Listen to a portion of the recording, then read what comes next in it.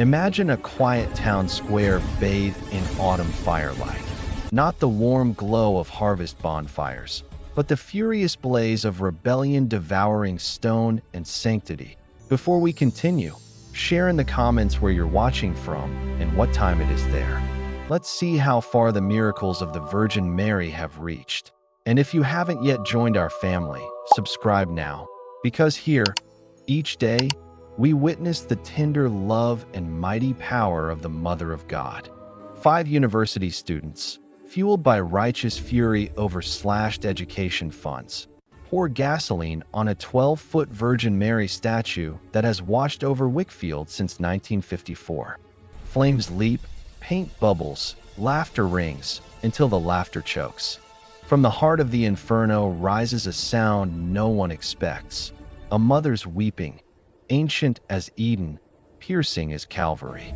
The fire burns the statue to ruin, but something else ignites, consequences that will haunt their souls and heal a fractured town. This is the true story of desecration, divine mercy, and the miracle that rose from ashes. Comment now. Have you ever regretted a moment of anger? Let's witness redemption together. The autumn wind carried the scent of burning leaves through Wickfield Square. But tonight, it would carry something else entirely. The acrid smell of regret and the bitter taste of consequences yet to come. 5 students stood in the orange glow of street lights. Their voices raised not in celebration, but in fury. The new state education mandate had stripped their university of funding, their professors of tenure, their futures of certainty. They were angry, and anger needed a target. This whole town thinks they're so pure. Amber Martinez spat, her dark hair whipping across her face as she gestured toward the statue that had stood sentinel in the square since 1954.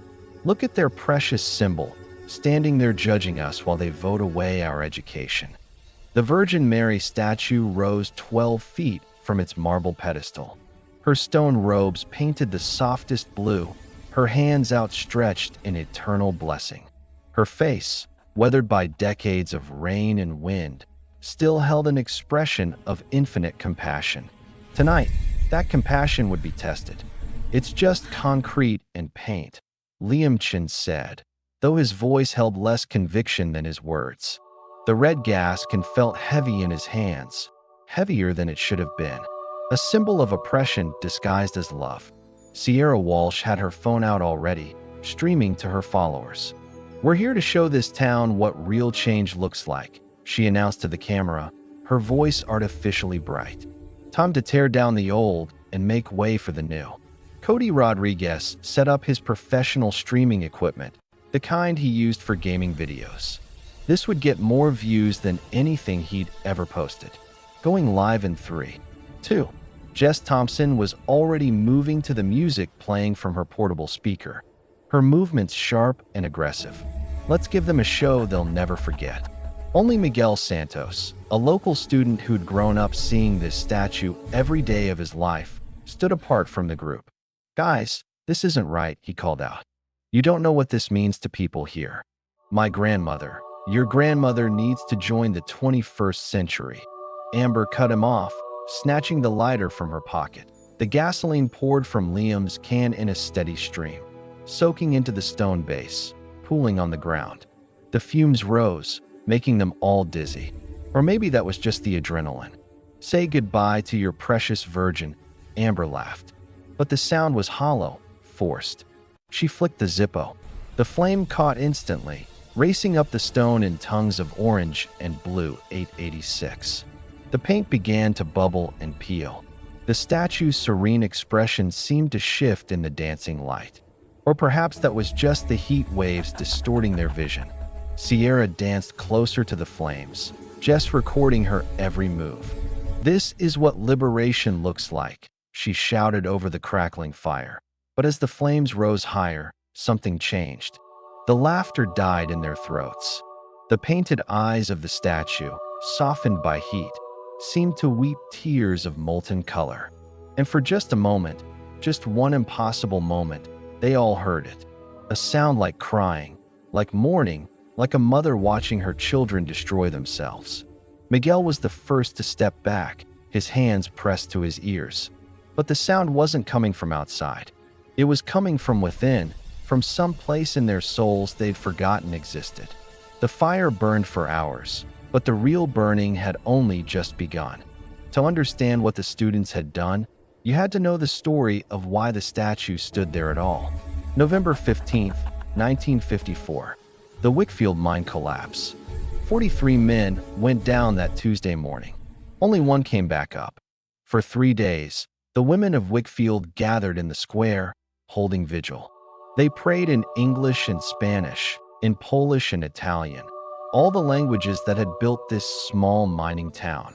Maria Santos, Miguel's great-grandmother, led them in the rosary each hour, her voice never faltering.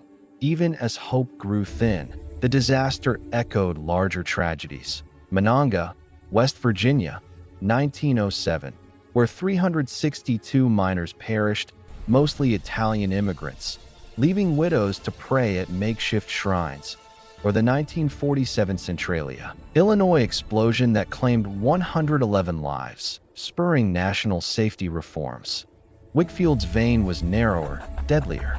On the third night, when the rescue teams had all but given up, Tommy Kowalski emerged from the rubble. He was the youngest of the trapped miners, barely 22, and he was delirious from dehydration and trauma. But his story never changed. Not in the 68 years that followed. Not even on his deathbed last spring. She walked through the fire, he told them, his eyes wide with wonder and fear. Through the flames and falling timber like it was nothing. A woman in blue robes glowing like moonlight. She took my hand and led me to an air pocket, then to a passage I'd never seen before. "Wait here," she told me. "Help is coming." And then she was gone. The women didn't need to be told who she was. They'd been calling on her for 3 days. By Christmas of that year, they'd raised enough money for the statue. It wasn't fancy. Local artist Maria Esperanza carved it from Indiana limestone and painted it herself, working by candlelight in her garage through the winter months. But when they unveiled it on Easter morning 1955, something settled over Wickfield. A sense of protection, of presence. The statue weathered storms that flattened other towns. During the flood of 78, when the river rose 15 feet, the water stopped just inches from her pedestal, much like the 1937 Ohio River flood that spared Marian shrines in Louisville. In the tornado of 93, a trailer was lifted and set down gently in the square, its family of 4 inside unharmed, while the funnel seemed to split and pass around the statue on either side, reminiscent of the 1925 tri-state tornado's inexplicable mercies. People began leaving flowers, lighting candles, whispering prayers. Not worship. The townspeople were careful about that, but reverence, gratitude, love. The statue became the heart of Wickfield. Every major decision, every town meeting, every moment of crisis brought people to the square. When the mine finally closed in 1987, they held the memorial service at her feet. When the high school won the state championship in 2010, they celebrated in her shadow. When COVID hit in 2020, they strung lights around her like a beacon of hope, echoing the Marian processions in plague-ravaged medieval Europe. She was more than stone and paint. She was their mother, their protector, their reminder that some things endure, until 5 angry students decided she was just concrete. The morning after brought an unnatural quiet to Wickfield, the kind of silence that comes after something sacred has been broken. The fire department had extinguished the flames by dawn, but the damage was complete. The statue's face was blackened and cracked, her painted robes scorched to bare stone. Her outstretched hands had crumbled away entirely. Only her eyes remained intact. 2 spots of faded blue paint that seemed to follow you as you walked around the ruined pedestal. The students woke in their dorms and apartments with hangovers that had nothing to do with alcohol. They'd celebrated their victory the night before with cheap beer and cheaper bravado. But now, in the gray morning light streaming through their windows, something felt wrong. Amber was the first to notice. She reached for her phone to check the video Sierra had posted, but the screen remained black no matter how many times she pressed the power button. The device wasn't dead. It was warm to the touch, almost hot, but it wouldn't turn on. Across town, Liam was having the same problem. His phone, his laptop, his tablet. Nothing with a screen would work. He called the tech support line from his landline, but after 20 minutes on hold, he gave up. There were more important things to worry about, like the smell. It had started the moment he opened his eyes. Gasoline fumes so strong they made his eyes water. But there was no gas can in his apartment, no source for the smell. He'd showered twice, brushed his teeth until his gums bled, even changed his sheets. The smell remained, clinging to him like guilt made manifest. 3 days after the burning, Amber Martinez stopped being able to see her own reflection. It started small, a glitch in her bathroom mirror that she blamed on poor lighting. But by Thursday, she couldn't see herself in any reflective surface. Not mirrors, not windows, not the screen of her finally working phone. Everyone else appeared normally, but where Amber should have been, there was only empty space. She tried to convince herself it was psychological, guilt manifesting as self-erasure. But Thursday night, alone in her dorm room, she learned the truth was far stranger. The bathroom light flickered out while she was washing her face. In the darkness, she heard water dripping, not from the faucet she'd just turned off, but from somewhere else, somewhere above her. A blue glow began to emanate from behind her, reflected in the mirror she couldn't see herself in. Slowly she turned around. The Virgin Mary stood in her tiny dorm bathroom, exactly as she had been before the fire, robes of perfect blue, hands outstretched, face full of infinite compassion and infinite sorrow. The light came from within her, soft and warm, like moonlight through stained glass. But she was crying, tears of real water that fell to the tile floor with soft, rhythmic drops. Would you laugh if it were your mother burning? The voice came from everywhere and nowhere, gentle as a lullaby, terrible as judgment. Amber tried to speak, but her voice had abandoned her. She tried to move, but her feet were rooted to the floor. She could only stand there, facing the presence she had mocked, feeling something inside her chest crack and crumble like heated stone. You lit the fire that burned away 68 years of love, the Virgin said, her tears falling steadily. Now you burn away from yourself, one reflection at a time, until you remember who you truly are. The vision faded, but the smell remained. Not gasoline anymore, but smoke. Constant, clinging smoke that followed Amber everywhere, that she tasted with every breath, that reminded her with every inhalation of the moment she'd chosen destruction over reverence. She stopped going to classes, stopped eating in the cafeteria where people might notice her missing reflection in the serving line sneeze guards, stopped living in any meaningful way, haunted by the image of those tears falling in her bathroom and the question that echoed in her dreams. Would you laugh if it were your mother burning? Amber's vanishing self evoked the dark night of the soul described by St. John of the Cross, where God withdraws consolations to forge pure love. Yet those tears, real water on tile, paralleled the 1953 Syracuse lacrimation, a plaster Madonna weeping during family strife, chemically verified as human tears by papal commission. In Wickfield's Sicilian-Irish roots, such lacrimazine were family heirlooms of faith, now piercing one prodigy's denial. Liam Chen's car had always been his sanctuary. A 2018 Honda Civic he bought himself, detailed every weekend. The one place in the world that was entirely his, until the night it became his prison. He was driving home from his evening shift at the campus bookstore when the rain started. Not unusual for October, but this was different. Heavy, driving rain that seemed to come from all directions at once. He pulled into the parking lot of a 24-hour diner to wait it out. That's when the doors stopped working. Not mechanically. The handles moved. The locks clicked. Everything functioned perfectly, but the doors wouldn't open. It was as if they were sealed shut by some invisible force. The windows wouldn't roll down either, despite the electrical systems working normally. Panic set in quickly. Liam pounded on the glass, honked the horn, flashed the lights, but the diner was empty, the parking lot deserted, and the rain was getting heavier. Through the fogged windshield, blurred by condensation and rainfall, he saw her. A figure in blue walking across the parking lot, barefoot on the wet asphalt. She moved slowly, deliberately, as if the driving rain were nothing more than a gentle mist. As she drew closer, Liam could see that she cast no reflection in the puddles beneath her feet. She stopped directly in front of his car, and despite the fogged glass and heavy rain, he could see her face clearly. The same face that had gazed down benevolently from the statue, now marked with profound sadness. 3 gentle knocks on his windshield. Knock, knock, knock. You fed the fire.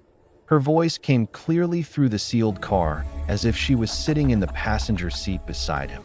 Now live inside it. The interior of the car began to fill with the smell of gasoline, so strong it burned his nostrils and throat. But there was something else. The sound of crackling flames growing louder and more real with each second. Liam looked down to see tongues of fire licking at his shoes, climbing up the car seats, dancing across the dashboard. But he felt no heat, only the terror of being trapped in his own private hell. Please, he whispered, the first prayer he'd spoken since childhood. I'm sorry. I'm so sorry. The flames vanished. The rain stopped. The doors clicked open. But every night after that, when Liam tried to sleep, he found himself back in that car, back in the rain, back watching her walk across the parking lot to deliver her terrible, gentle justice.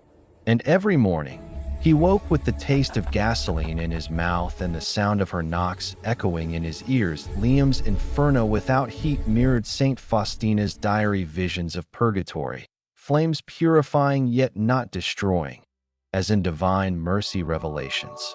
His lapsed Chinese Catholic lineage stirred. A forgotten brown scapular from his great-grandmother's wartime escape now beckoned from a drawer, promising Saturday deliverance. Miguel Santos, the hesitant bystander, bore ancestral silence. His great-grandmother Maria's 1954 rosaries in Spanish had summoned the mind miracle.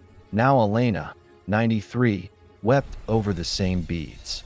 She turns gall to wine at Cana, Elena rasped. Miguel's failure to shout louder haunted him. Nights of rusty avies, begging valor his bloodline demanded. Sierra Walsh had built her entire identity around being heard. 15,000 followers on TikTok, 23,000 on Instagram. A voice that could cut through any crowd, any conversation, any room. Until the night her voice simply stopped matching. It started with her computer. She'd sit down to edit videos, and the keyboard would begin typing on its own. Restore what you took. Restore what you took. Restore what you took. Over and over, filling document after document with the same 4 words until she'd slammed the laptop shut in frustration. But the real horror was subtler and far more devastating. People stopped listening to her. Not couldn't hear her. She wasn't mute. But her words seemed to slide off people like water off glass. As she'd speak, and conversations would continue around her as if she hadn't said anything at all. She'd raise her voice and people would look through her, past her, anywhere but at her. At first she thought it was coincidence, then paranoia, then desperation. She tried everything. New haircuts, brighter clothes, more outrageous opinions. She screamed in the middle of the library, danced naked through the quad at midnight, even set a small trash can on fire behind the science building. Nothing. No reaction, no recognition, no acknowledgement that she existed at all. A week after the burning, Sierra found herself back in Wickfield Square at 3 o'clock in the morning, standing where the statue had been. The blackened pedestal looked like a gravestone in the moonlight. Please, she whispered to the empty air. I just wanted to be heard. I just wanted to matter. The response came not as a voice, but as a memory that wasn't her own. She was 5 years old, lost in a church during her cousin's wedding, crying for her mother in the vast, echoing space.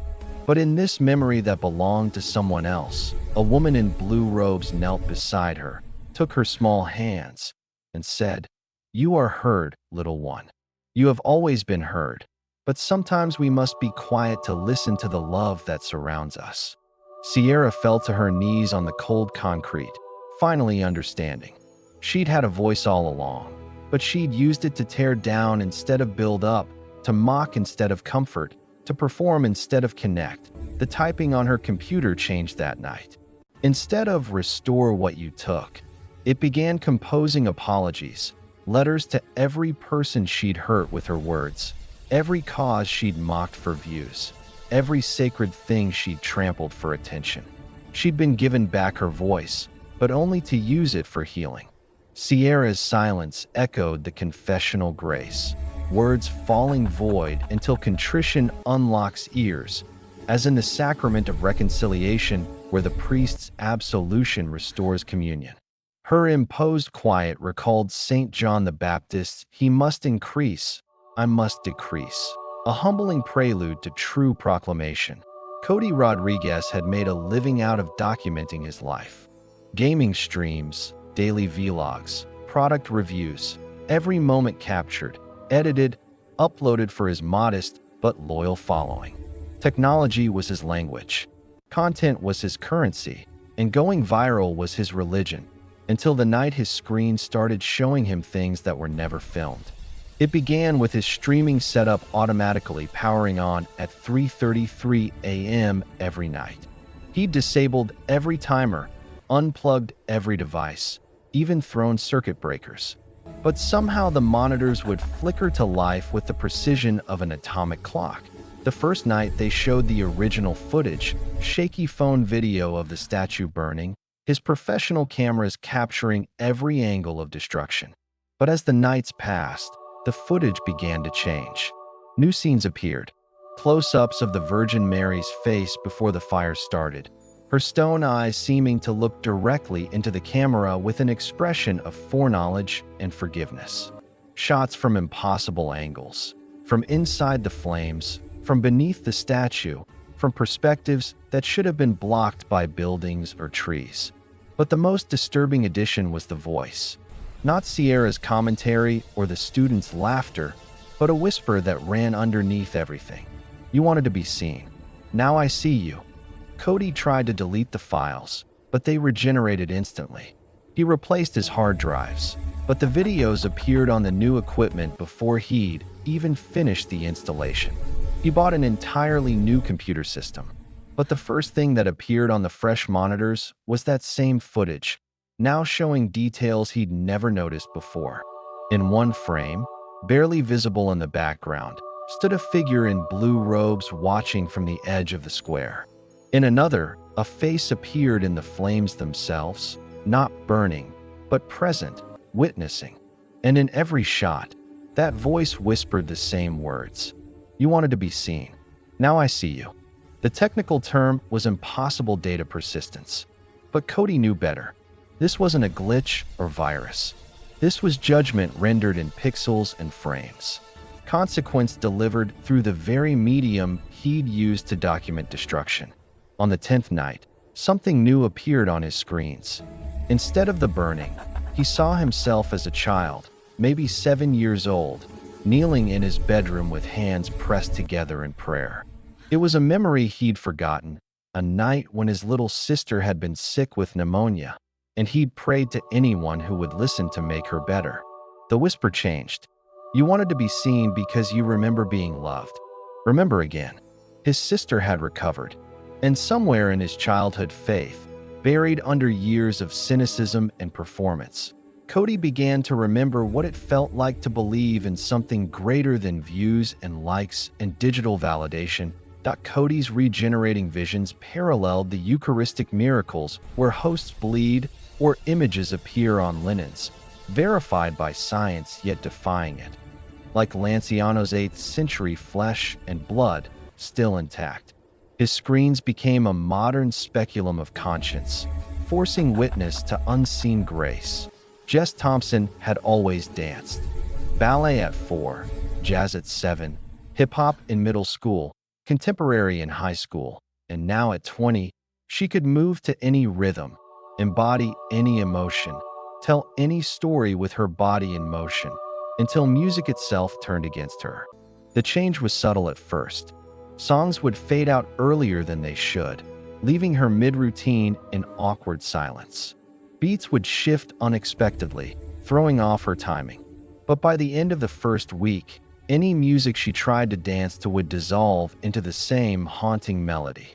A hymn she'd never heard but somehow recognized, sung by voices that seemed to come from another century. That it was beautiful and terrible. This music that followed her everywhere. Beautiful because it touched something deep in her soul. Terrible because it made her remember things she'd tried to forget. Like the little girl she'd been, dragging her mother to church every Sunday. Not for God or faith or tradition, but because she loved to watch the way candlelight flickered during evening prayers, the way the stained glass windows painted rainbow patterns on the walls, the way the priest's robes moved when he walked, like dancing in slow motion. She danced in church once during a children's Christmas pageant. She was supposed to be an angel, but she'd improvised, spinning and leaping with pure joy. And the congregation had wept at the sight of such innocent reverence made manifest in movement. When had she lost that joy? When had dancing become performance instead of prayer? The hymn that haunted her music grew stronger each night, until finally, alone in the studio at 2 a.m., Jess stopped fighting it. She let the melody fill her. Let her body respond not with the sharp, aggressive movements she'd used in the square, but with something older, deeper, more honest. She danced her regret. She danced her childhood faith. She danced her sorrow for what she'd destroyed and her hope for what might be rebuilt. And as she danced, she wasn't alone. A presence filled the studio, warm and maternal and infinitely patient. Not visible, not tangible, but unmistakably there, watching, waiting, forgiving. Then came the voice she'd been hearing in her closet at night. But now it wasn't a command. It was an invitation. Jess sank to her knees, tears streaming down her face. And for the first time since childhood, she prayed with her whole body, her whole heart, her whole broken and beautiful soul. The music changed, the hymn remained, but now it was accompanied by something new. The sound of healing, of grace, of love that endures even when the beloved turns away. Jess's sacred dance evoked Seville's Caesar's boys choreographing before the Eucharist, or the whirling dervishes seeking union, body as Lectio Divina, movement as penance and praise. Miguel Santos hadn't slept properly since the burning. Every time he closed his eyes, he saw the flames. Every time he opened them, he saw the accusation in his neighbors' faces. He tried to stop it, but not hard enough. Not when it mattered. 2 weeks after the burning, on a gray Sunday morning, when most of the town was either at church or sleeping off Saturday night, Miguel walked alone to Wickfield Square. The pedestal looked smaller in daylight, diminished by its emptiness. Someone had tried to clean off the soot, but ghostly stains remained, outlining where the statue had stood for nearly 7 decades. Flowers had been left, wilted roses, plastic carnations, hand-picked wildflowers from children who didn't understand why the pretty lady was gone. Miguel knelt on the cold concrete, something he hadn't done since he was a child, dragged to mass by his grandmother. The words came haltingly, rusty from disuse. "I'm sorry," he whispered, "not just for what they did, but for what I didn't do. I could have stopped it. I should have stopped it. I was afraid of being laughed at, afraid of standing out, afraid of being the weird religious kid. And because of my fear, your house was burned down." The wind picked up, scattering the dead leaves around the square in tiny whirlwinds. Miguel shivered and started to stand, but a weight on his shoulder stopped him. Not heavy, but warm. Too warm for the October morning. He turned slowly, heart hammering, and saw her. Not glowing, not floating, not surrounded by impossible light or accompanied by heavenly choirs. She stood beside him as simply and naturally as if she'd always been there, her blue robes moving gently in the wind, her face kind and infinitely sad. "You were quiet, but not silent," she said, her voice carrying the slight accent of his grandmother's generation. The sound of women who'd prayed in 2 languages and raised children in hope. That matters. Miguel's grandmother had always said that the Virgin Mary appeared to those who needed her most. But looking at her now, Miguel realized he'd had it backwards. She appeared to those who needed to serve her most. "What do I do?" he asked. She smiled, and for a moment, the gray morning felt touched by spring. "What you've always done. You speak when others are silent. You stand when others kneel. You remember when others forget. But they won't listen to me. I'm nobody special. I'm not a priest or a leader. Or you are Miguel Santos, great-grandson of Maria Santos, who led the prayers that saved Tommy Kowalski. You carry their faith in your blood and their courage in your heart. That makes you special enough." She began to fade, becoming translucent in the morning light, but her voice remained clear. "Tell them forgiveness is not about forgetting. Tell them mercy is not about avoiding consequences. Tell them love is not about being comfortable." And then she was gone, leaving only the warmth on his shoulder and a sense of purpose Miguel had never felt before. Miguel's encounter echoed the prodigal son's return, not the prodigal himself, but the elder brother called to rejoice. In Luke 15, the Father's mercy rebuilds family. Here, Mary's maternal mediation rebuilt community, as in the 1956 Hungarian Revolution, where desecrated statues spurred national reconciliation under her banner. The changes in the 5 students did not go unnoticed. Amber had withdrawn completely from social life, emerging from her dorm only for classes and meals, walking through campus like a ghost. When she did speak, it was to apologize to professors for assignments she'd never turned in late, to cafeteria workers for meals she'd never complained about, to fellow students for slights, both real and imagined. Liam had started attending daily mass at St. Catherine's, the small Catholic church on the edge of campus. He'd never been religious before, but now he could be found in the back pew every morning at 7 a.m., clutching a rosary his grandmother had given him years ago, praying with the desperation of the truly haunted. Sierra had gone silent on all her social media platforms. Her last post, 2 weeks after the burning, was a simple text. "Some things are too important for words. Some mistakes require silence to truly understand." She'd enrolled in a theology class of all things, and could be found in the library reading books about comparative religion and the history of sacred spaces. Cody had donated all his streaming equipment to the campus media center and taken a job at a local homeless shelter. When asked about his sudden career change, he'd simply said, "I got tired of performing. I wanted to start serving." Jess had choreographed a piece called Restoration for her senior thesis, a wordless dance about destruction and redemption that left audiences in tears. She'd submitted it to festivals nationwide, not for fame or recognition, but because she believed art could heal what words could not. None of them spoke publicly about what they'd experienced. They couldn't have explained it even if they'd wanted to. How do you tell people that the statue you burned had visited you in dreams and visions? How do you confess to supernatural justice without sounding insane? But Miguel could see the change in them, could recognize the particular kind of brokenness that comes from encountering something infinitely greater than yourself. He'd felt it himself that morning in the square. 3 weeks after his encounter with the Virgin, Miguel did something he'd never imagined himself capable of. He called a meeting, not through official channels. The town council was still too divided, the university administration too worried about liability. Instead, he went door to door the way his great-grandmother had when she'd organized the vigil for the trapped miners. He talked to the grieving Catholics and the angry secularists, to the students and the townspeople, to anyone who would listen. "We need to face this together," he told them. What happened in the square wasn't just about a statue or education funding or religious freedom. It was about us, about who we are when we think no one's watching, about what we do when we're angry and afraid.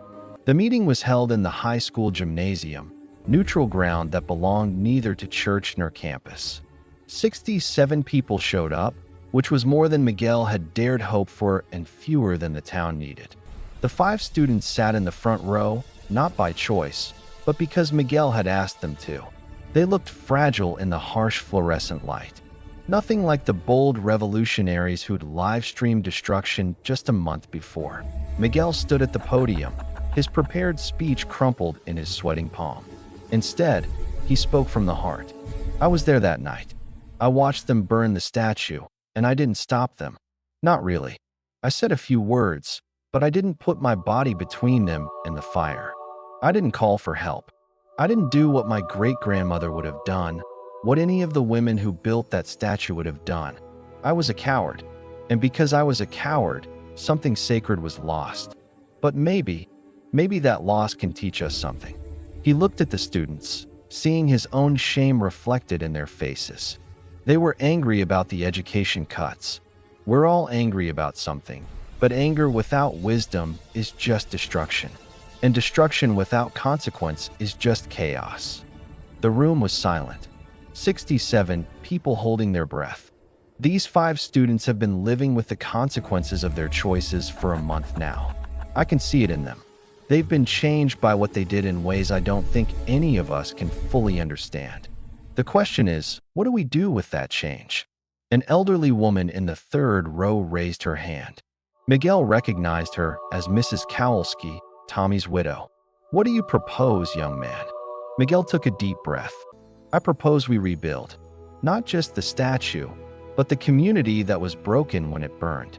I propose we let these students help with the rebuilding, not as punishment, but as healing. I propose we talk to each other instead of about each other. And I propose we remember that forgiveness isn't about pretending things never happened. It's about choosing to move forward together despite what happened. Murmurs rippled through the gymnasium. Some approving, some skeptical, all uncertain. It was Amber who stood first, her voice barely above a whisper. I lit the fire. I don't expect forgiveness, but I want to help rebuild what I destroyed. If you'll let me. One by one, the other 4 students stood. Liam offered to organize a fundraising drive. Sierra volunteered to document the rebuilding process, not for social media, but for the town archives. Cody said he'd coordinate with local artists and craftspeople. Jess proposed a dedication ceremony that would honor both the old statue and the new. This gymnasium reconciliation mirrored post-war rebuilds, like Budapest's 1956 desecrated churches restored through communist-era underground efforts, or Medjugorje's fractured village united by apparitions. Wickfield's divide, faith versus progress, echoed America's culture wars, yet Mary's quiet prompt birthed dialogue. The vote wasn't unanimous. Some people left without speaking. Others spoke without agreeing. But 51 of the 67 people present agreed to the rebuilding plan, and more importantly, they agreed to work together on it. It was a beginning. The new statue was not identical to the old one. It couldn't be. Maria Esperanza, the artist who had carved the original, had died in 1987, and her techniques and materials were lost to time. But the town found another artist, David Reyes, a sculptor from the state capital who specialized in religious art and understood both the technical and spiritual challenges of the project. The fundraising took 4 months, not just from Wickfield, but from surrounding communities, from the university, even from strangers who'd heard the story and felt moved to contribute. The 5 students worked tirelessly, organizing bake sales and car washes, reaching out to local businesses, applying for grants from arts foundations and religious organizations. Amber discovered she had a talent for grant writing, spending hours crafting applications that told the story of destruction and redemption with a power that came from lived experience. Liam organized a benefit concert featuring local bands, managing logistics with an efficiency he'd never shown for anything else. Sierra interviewed community members, collecting oral histories about what the statue had meant to them, creating an archive of memory that would outlast any physical monument. Cody collaborated with David Reyes, documenting every stage of the creative process and learning about the spiritual significance of sacred art. Jess worked with the high school music and drama departments, developing a dedication ceremony that would honor the past while celebrating renewal. Miguel coordinated everything, becoming the bridge between old Wickfield and new, between the wounded and the healing, between the sacred and the secular.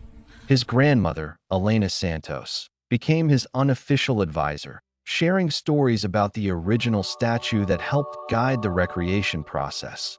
The new Virgin Mary was carved from the same Indiana limestone as her predecessor, but David Reyes incorporated elements that reflected the town's growth and diversity since 1954.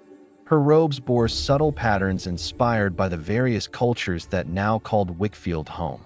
Her face, while maintaining the traditional features of Marian iconography, somehow seemed to reflect the faces of all the women who had prayed at her feet over the decades. But the most significant change was her hands. Instead of being outstretched in blessing, they were cupped, as if holding something precious, or perhaps offering to receive something broken, ready to make it whole.